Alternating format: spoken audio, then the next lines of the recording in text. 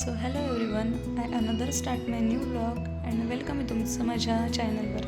तर आज आम्ही गेलो होतो दगडूशेठ बाप्पांचं दर्शन घ्यायला गेलो. पण फर्स्ट आम्ही शनिवार वाड्यात गेलो म्हणून थोडा आम्हाला इकडे उशीर झाला आणि उशीर झाल्यामुळे खूप जास्त पण गर्दी झाली आणि ऊन पण खूप जास्त होतं.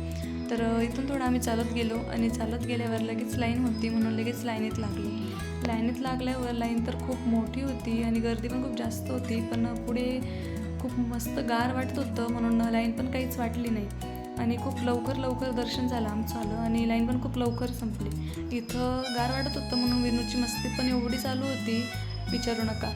आणि इथून पुढे आम्हाला अलाउड नव्हतं व्हिडिओज करणं म्हणून मी बाहेरून व्हिडिओ केला. आणि मी फर्स्ट टाईम गेली म्हणून एकदम भारी वाटलं आणि दर्शन पण खूप छान झालं.